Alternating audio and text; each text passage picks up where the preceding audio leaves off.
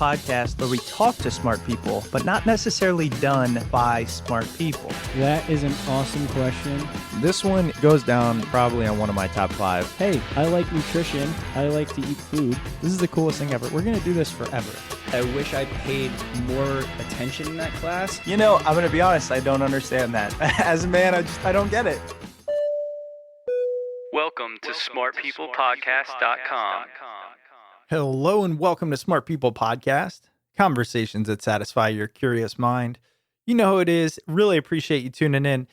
Hey, listen, I kind of want to give a little primer here or a heads up. If you are looking for an episode just to kind of enjoy and maybe even give you a boost, which I know we try to do, and I hope we get to be that. But I don't know if this is the one, okay? And I say that because it's a really tough topic. It's one that can bring up a lot of emotions for some people. We're talking about grief today. Specifically, there's a few reasons why I wanted to talk about this topic. And the most pressing is, we're dealing with grief on a global level. Yes, it's part of the human condition, but now more than ever, there's a lot to grieve about with the pandemic and the loss of loved ones and division that's happening in many different areas of our lives and a loss of a way of living to some extent. I mean, there's just a lot going on. So I thought it made sense to really tackle this topic. So it's a little more melancholy, but we do try to get to some actionable skills on how to deal with grief, the science behind grief, a baseline for what grief is. And I will tell you, there are some quotes in here that will stick with me forever, specifically around why do we experience grief? I'd love to hear what you think about this episode. Email me, chris@smartpeoplepodcast.com. So we are speaking with Dorothy Holinger today. Dorothy is the author of a book called The Anatomy of Grief. She's much more than that. She was an academic psychologist on the faculty of Harvard Medical School for more than 23 years. She's maintained a private psychotherapy practice for 15 years.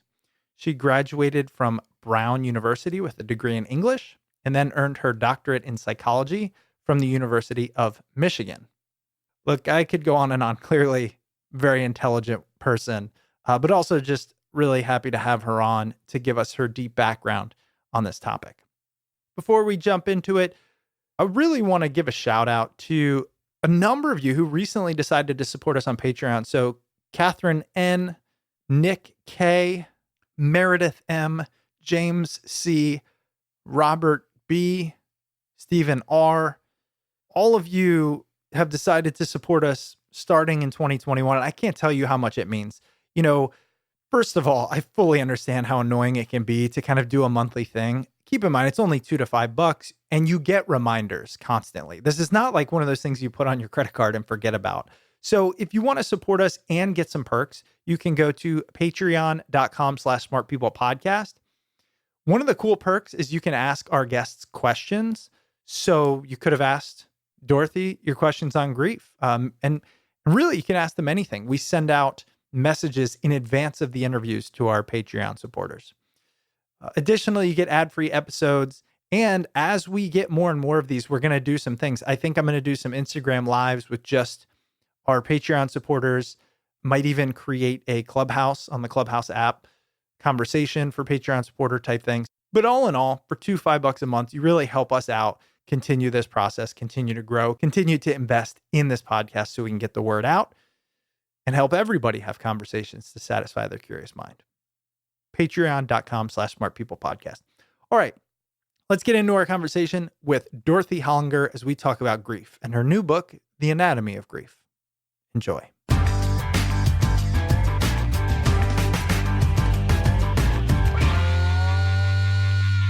Well, Dorothy, first, I just wanted to say thanks so much for being on the show. Oh, I'm delighted to be here to talk with you, Chris. And as I was saying before we started, this is a topic we haven't directly covered in nearly 11 years. And partly that's just a shame and that's a miss on our part. But I'm going to tell you another piece, and I'm going to admit this to the listeners, that's a little scary for me, which is I have been fortunate enough I have not dealt with a lot of grief in my life.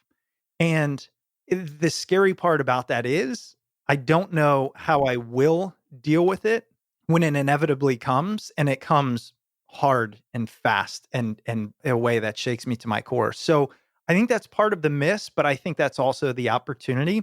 And I'm really excited to discuss how we deal with it. So let's start here.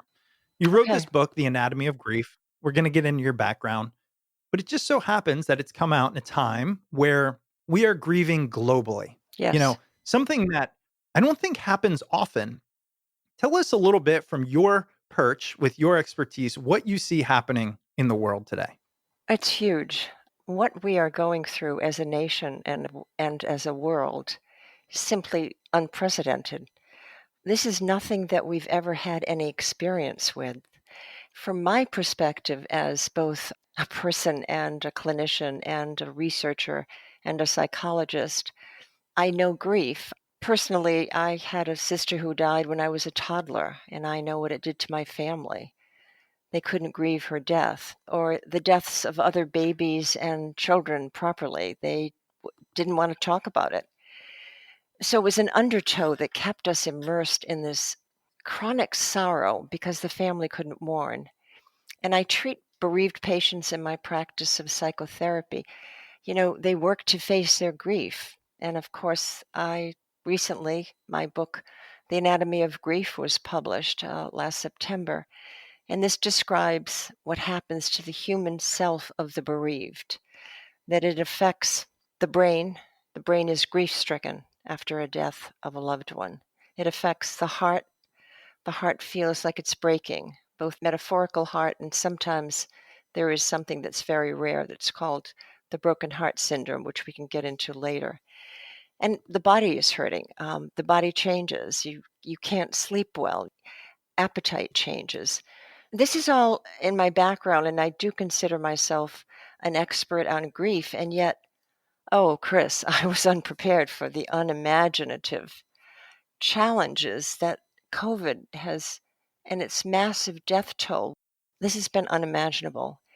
And so, what's happened to our country, it's made death different. Patients are dying alone without family. In some places, some cities, bodies are being stored in refrigerated trucks. We can't be physically together to gather together with our friends and loved ones. We can't touch each other, hold each other's hands, cry together. We're hurting, we're exhausted in this collective grief. And for 10 months, we had someone who would not empathize and actively denied what was going on, the reality. Grief is hard enough under normal circumstances for people, but this really feels impossible. You said something there that I really hadn't planned on diving into, but it makes a lot of sense.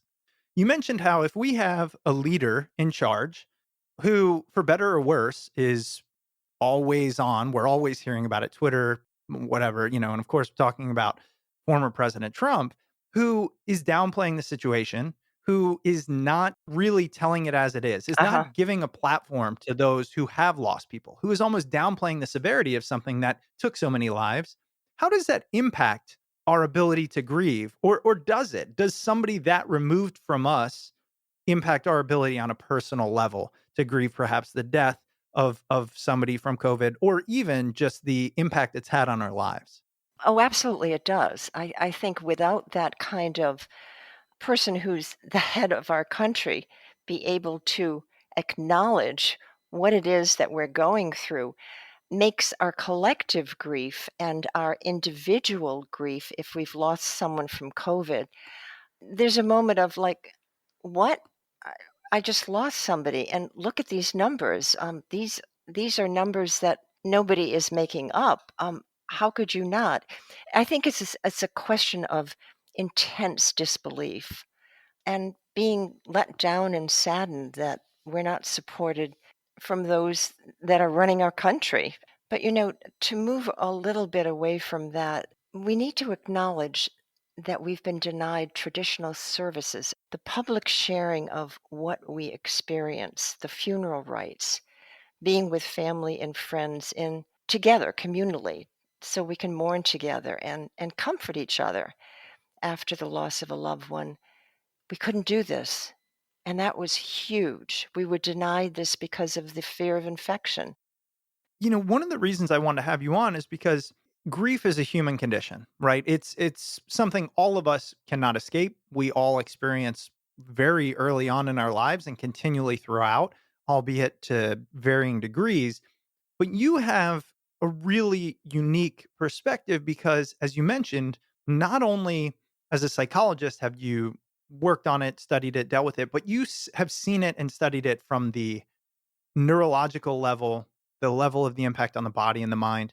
And I want to understand it from that level. Let's just zoom out a little bit. How did you get to this place where you wanted to write a book on grief? What brought that to the forefront? And was that part of your study as a psychologist for a long time? In terms of writing the book, no, it wasn't in my plans for the future. What I went through writing the book, because writing any creative activity, dip into the unconscious and experience some intense feelings as part of your creative efforts. I experienced griefs that I hadn't done earlier in my life, and I frankly I was shocked and just went with it. Continued the writing, and it changed me. And it's really an amazing process. Do we actually have a formal definition of grief? Does that exist? Or is it just something we all imagine we know because we've experienced it? Well, I mean, Darwin called it's the universal emotion that affects all of us, humans and non-human animals. It's a universal emotion that I'm not sure that everyone accepts it, which is one of the things I point out in the book. And what I mean by accepts it, allow themselves to feel it. And part of the message of the book is to people to realize that this affects their entire self, all of their humanness, as it were, as I said a little while ago. You know, when the brain is grief stricken, thinking is off. You can't seem to remember things as well. And it feels heavy. The body, you can't sleep well. Food doesn't taste good, as I've said. But one of the things that may be helpful here, grief needs to be experienced. It needs to be felt. And we all experience it differently. It has its own timetable, and it's almost like it has it's an entity of its own, and we have to let it go where it goes. And now let's take a quick break for this week's sponsor. This week's episode is brought to you by Audible. Audible is the leading provider of spoken word entertainment and audiobooks, ranging from bestsellers and new releases to celebrity memoirs, languages, business, motivation, and more, like original entertainment and now podcasts. And recently, Audible just launched their newest plan, Audible Plus. With Audible Plus, you get full access to the Plus catalog, which is filled with thousands and thousands of select originals, audiobooks, and podcasts, including ad-free versions of popular shows as well as exclusive series. Audible Plus connects you with tons of content that entertains, inspires, and informs. It's easy to find just the right listen, whether it's comedy, romance, suspense, true crime, science fiction, or fitness and wellness. And with everything you want to listen to all in one app, Audible Plus can truly become your playlist for life. I've even got a recommendation for you. Previous guest James Clear, episode 311, has his audiobook, Atomic Habits, an easy and proven way to build good habits and break bad ones, available on Audible. So check it out. It's narrated by James, and there's no better way to learn how to make time for new habits, overcome a lack of motivation and willpower, and how to get back on track when you fall off course. So if you want to listen to Atomic Habits or any of the thousands and thousands and thousands of pieces of content on Audible, visit audible.com/smart or text SMART to 500 to start your free 30-day trial. Again, head over to audible.com/smart or text SMART to 500 to start your free 30-day trial. And now back to the episode. Well, you hit on something really important there. And it's also really difficult. The reason I say that is, I subscribe to the theory mostly that the things that we do are primarily to minimize pain or maximize pleasure. And given that grief and the feeling of grief is probably one of the most intense feelings of pain we'll ever have, it's natural to want to subdue that, to push it away. But it sounds like what you're saying is really the only way through is to experience it, which again is counterproductive, right? We have to deal with the very uncomfortable emotion to get through it. Also seems why it might be so hard to make it to the other end. So, does that sound correct to you? Is that the thesis that you're presenting? Yes, absolutely. And people have to realize that they don't have to fear this profound sadness, that it's the price we pay for love, the sorrow that we feel. It's as great as the love we had for a father who died or a mother, for just a loved one who died. And another very important aspect of this that I do stress in the book is to put grief into words, because naming feelings changes brain activity in the emotional brain and the feeling brain, from the amygdala to the thinking brain. It goes back up to the prefrontal cortex. And putting words on feelings like this can make feelings of grief less intense. So it doesn't go away, but it's a way to manage it, to talk about it. And it's very hard to talk about grief because people don't really want to talk about grief. It's a very, very tough topic, a tough subject. We shy away from it. But I think knowing what it does to the brain, knowing what it does to the heart and the body, what possibilities there are, allowing it to be felt, knowing it has no timetable. All of this information, these strategies can help the bereaved on the path to healing, and to also help calm the storms of grief, because even when it does calm down, and it really does for almost everyone, that it does come back in surges at times, and it's a surprise. There can be a death anniversary. There can be a song that reminds you of your mother. That was her favorite song, and all of a sudden you burst into tears.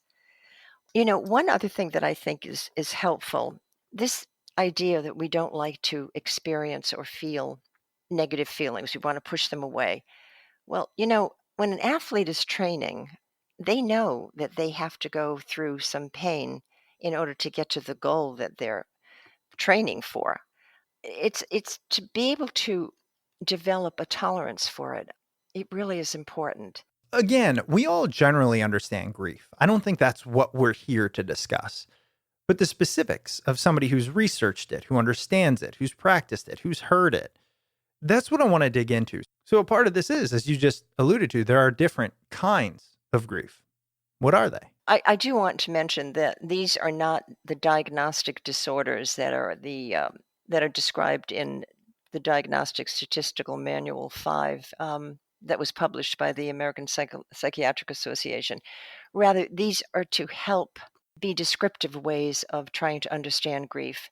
And I organize these forms in three different categories: most common, less common, and least common. And the most common category, many people do know about these two kinds of grief, as well as clinicians know about them. There's anticipatory grief, when you're expecting the death of someone who's been ill for a long time or has a terminal illness. And this is what we're feeling, as a nation, as we're anticipating more deaths. So that's anticipatory grief. Ambiguous grief is the grief that the bereaved and family feel when a loved one disappears, and it's not known if they're alive or not, and there's no deceased to bury. So there's a lack of closure there, and there's always, I think, that tiny hope that no matter how many years that you'll see them again, that they'll reappear, that they somehow were able to come back to the family, to the bereaved. And then there's something called disenfranchised grief, which is, this hasn't been really talked about very much, or I think, or known very much, that this is the grief a sibling often feels after a brother or sister dies. The grief for that living sibling isn't acknowledged like the parent's grief, because after all, they're the primary grievers. And then lastly, there's normal grief. And I call this normal, and people do call it normal or resilient grief. The bereaved is able to experience grief fully. They accept the loss, and they adjust to life without the loved one. And the less common category, which, by the way, one of the less common forms of grief that I write about is delayed or postponed grief. And actually, this is what so many of the bereaved who have lost family members to COVID, they can't really feel it like they would if they had been with their loved one when they were dying, when they were able to have a funeral, a wake, or a burial. In fact, I had a patient who said, she had a sister who died and said to me, Dr. Hollinger, I just don't feel anything. I feel numb. And we talked about how her grief was postponed or delayed. It just wasn't allowed any expression because she couldn't go to the funeral home. She couldn't go to the burial. And this is affecting so many of us. So, even though I put this in the less common category, it might be helpful to think of it now with what we're going through in this country as more common. And other ones are chronic grief. This is what people can experience when they really haven't grieved fully. You can call it or look at it as a continuing low level awareness of the death of a loved one. When it does emerge, can be pretty intense, and then it goes back down. But the bereaved doesn't quite get back to the same level of an enjoyment of life that they had before the loved one died. And one other one that I do want to bring attention to because it's important. This is forbidden grief. This happens when a child or someone in the family is told not to speak of the loved one who died. Usually it's a mother or a father, and the living parent will say, I just can't talk about your dad, or I can't talk about your mom. And the child will internalize that and not be able to talk about it. And that's just sitting there. And it happened to several patients of mine who were able to access that forbidden grief, and it poured out, actually. It was a mother who had committed suicide, and the patient really was able to grieve that finally after 15 years or so, 20 years, I think, actually. It's a less common form of grief. And now a word from this week's sponsor. This week's episode is brought to you by Netsuite. If you're a business owner, you don't need to tell us that running a business is tough, but you might be making it harder on yourself than necessary. Don't let QuickBooks and spreadsheets slow you down anymore. It's time to upgrade to NetSuite. Stop paying for multiple systems that don't give you the information you need when you need it. Ditch the spreadsheets and all the old software you've outgrown. Now is the time to upgrade to NetSuite by Oracle, the world's #1 cloud business system. NetSuite gives you visibility and control over your financials, HR, inventory, e-commerce, and more. Everything you need, all in one place, instantaneously. Whether you're doing $1 million or hundreds of millions in revenue, save time and money with NetSuite. Join the over 24,000 companies using NetSuite right now. So listen up. Let NetSuite show you how they'll benefit your business with a free product tour at netsuite.com/smart. Schedule your free product tour right now at netsuite.com/smart. One more time, that's netsuite.com/smart. And now back to the episode. I'm curious, what is happening in the body on a physiological level when we experience grief? Is that something we know? Because we all know what it feels like. And as you've mentioned, the impacts it has on us, everything from feeling numb to just not willing to go on, not wanting to do anything. But do we know what's happening in terms of the chemicals or really that physiology? There haven't really been a lot of studies of what's called non-complicated grief. There have been some of complicated grief, and this is actually in the least common category, this form of grief, and it affects probably between 5 and 10% of those people who are bereaved, and about 2 to 3% in the world. But this is an intense grief that no matter how long it's been since the death of the loved one, it really hasn't decreased. It's still almost as intense as soon after what it was soon after the death. And thoughts of the loved one keep intruding, and oh, there's a painful yearning for the deceased. And there's also a preoccupation with the belongings or photos of the deceased. Well, there was a study done by Mary Frances O'Connor and her colleagues that looked at women with complicated grief and women without complicated grief. And the participants, it was an fMRI study, which is a neuroimaging study, and fMRI is a measure of the blood flow in the brain, which is an indirect indication of what the activation of the neurons. So they were shown photos of their deceased loved ones, and they were also shown neutral photos. And underneath the photos were neutral words as well as grief related words.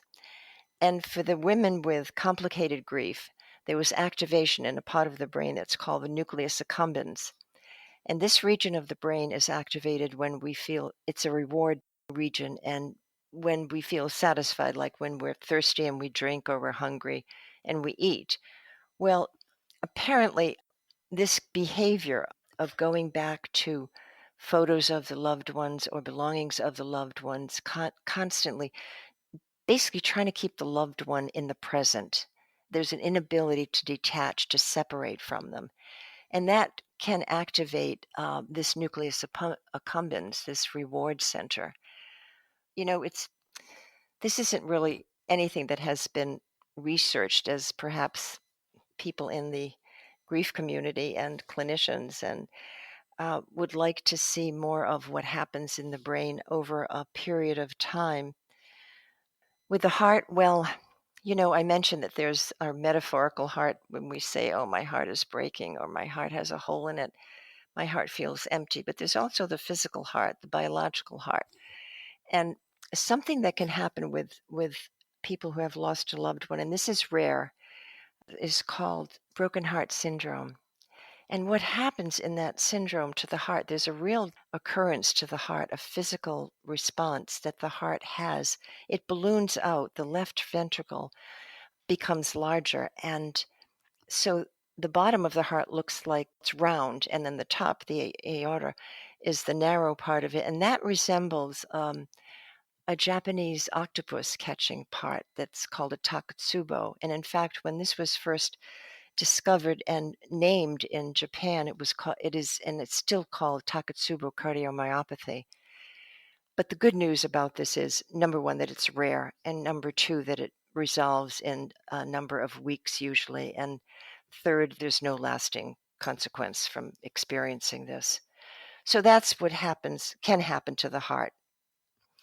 To the body, there's something that's called widow's weight, that when a woman who's lost a husband loses a great deal of weight, there can be weight gain. Sleep is really, really hard to get back to normal. So that's what can happen. As humans, we are profoundly affected by the death of a loved one. And now a quick word from this week's sponsor. This week's episode is brought to you by Neuro. Neuro makes functional gum and mints that help you to better your mind and do more. Imagine your health supplements in your pocket for whenever you go that you can take throughout the day instead of taking an entire daily dose in the morning. Loved by Olympians, engineers, academics, fitness enthusiasts, and people who are stuck working from home right now alike. The company was started by athletes who have backgrounds in neuroscience and chemistry. These patented cold compressed gum and mints are gluten-free, sugar-free, vegan, and work much faster than drinks or supplements. The energy and focus products have been shown to improve brain performance in a pilot study done with BrainCo out of the Harvard Innovation Lab.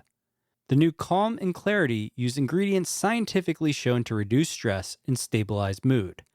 Because these are gum and mints, they're also easy to carry around, they taste good, and they give you fresh breath. Go to getneuro.com to order and better your state of mind now. That's GETNEURO.com and use code SMARTPEOPLE for 15% off your first order.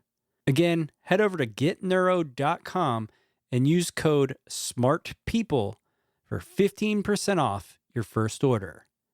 And now back to the episode. This is kind of a meta question, but I've been wondering, like, why do we even need to experience grief? And what I mean by that is, why do you think it's even an emotion? Or as Darwin put it, the universal emotion?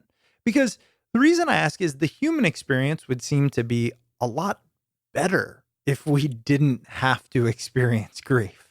So, what is the purpose? It serves the purpose of what it means to lose somebody we love. I think that we're wired, frankly, to experience grief. I can give you an example of, can you believe, a reptile that looked like he was it was grieving, that I write about in the book. It's from Barbara J. King's book, How Animals Grieve.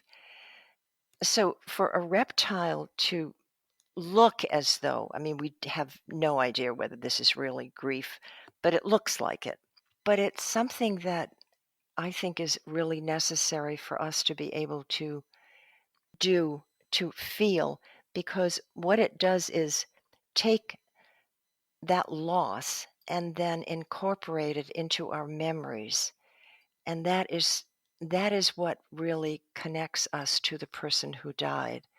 They remain with us, but we have to go through the process of what it is that happens after they die. And when we have gotten to the point where, as I say in the last chapter of the book, there's a bittersweet alchemy. We go from feeling this leaden sense of grief to being able to feel joy, to be able to remember them with delight, with laughter.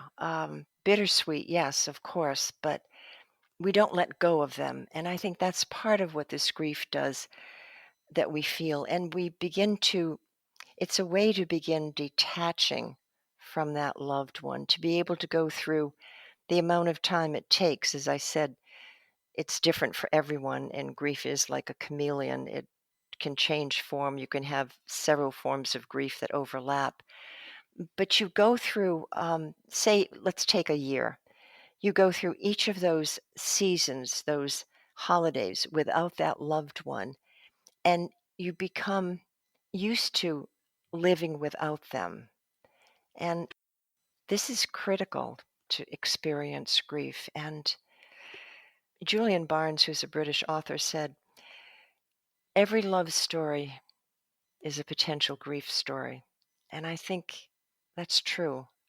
And if we don't grieve, you experience one of those less common or least common forms of grief, or it actually can come out in some depression, in anxiety, or even some physical symptom. Grief finds a way to be expressed. I think and I hope, and perhaps this will happen with what we're experiencing with COVID, that people won't be so afraid to talk about it. Why is that people are afraid to talk about grief? I mean, is it really just because it's uncomfortable and we don't want to experience it? Because it hurts.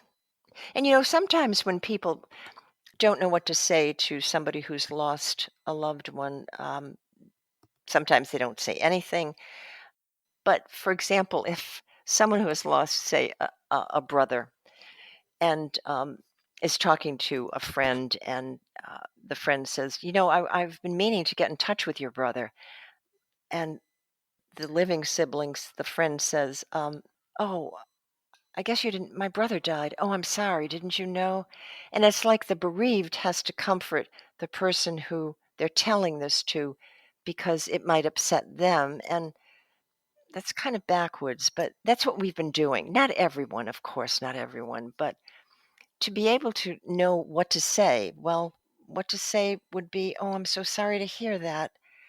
That's too bad. And maybe even ask questions, and not be afraid if it's very close to the death of the loved one, if the bereaved begins to tear up, because tears are amazing, and They really do make us feel better. I talk about this and describe it in the book.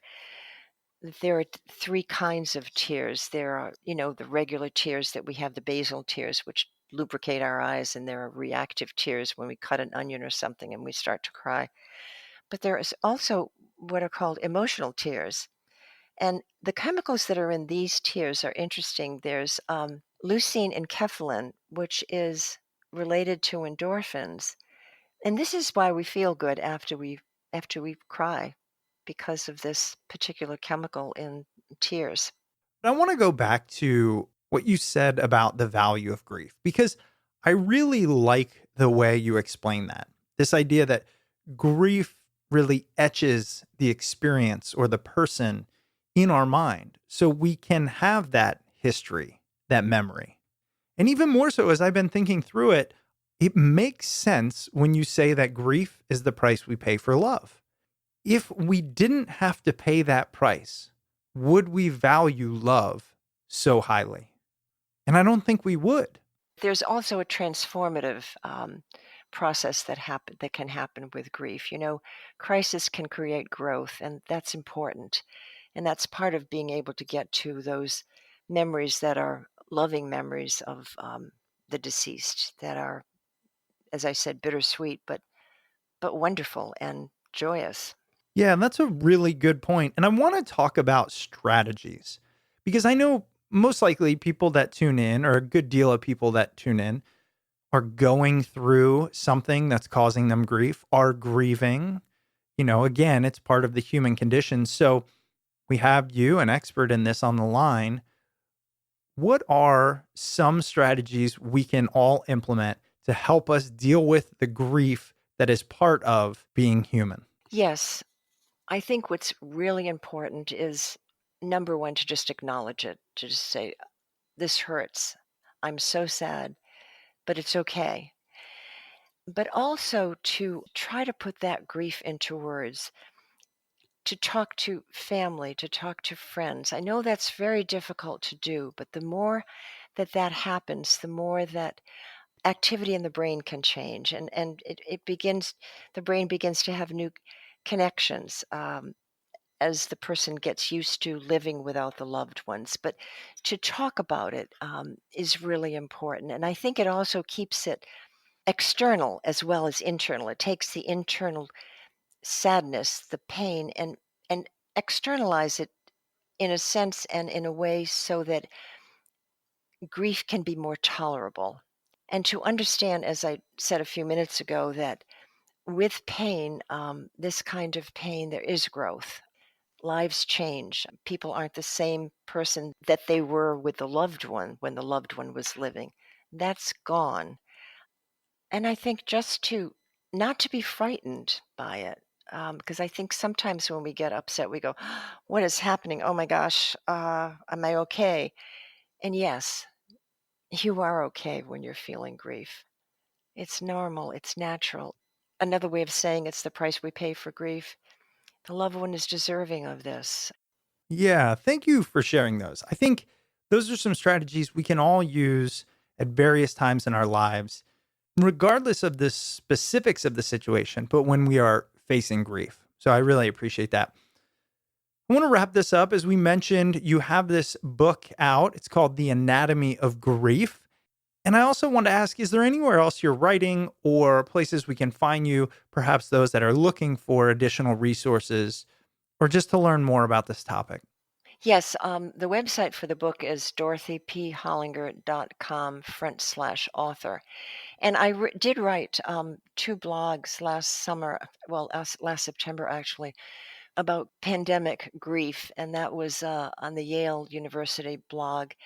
And a blog I wrote for Psychology Today about, which we didn't talk about today, the reckoning, death, trauma, and grief in the time of COVID-19.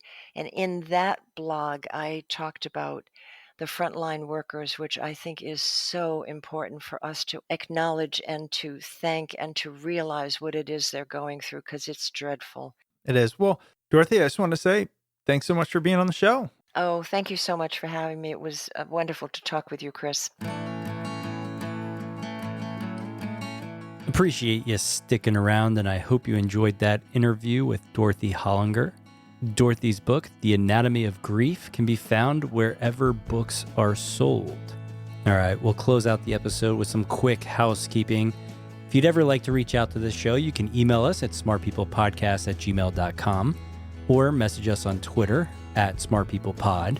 And if you really enjoy the show and you want to support us monetarily, head over to Patreon at patreon.com/smartpeoplepodcast.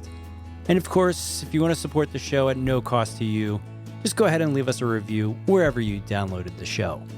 And the last bit here, if you want to stay up to date with all things Smart People Podcast, head over to the website, smartpeoplepodcast.com, and sign up for the newsletter. All right, that's it for us this week. Make sure you stay tuned because we've got a lot of great interviews coming up, and we will see you all next episode.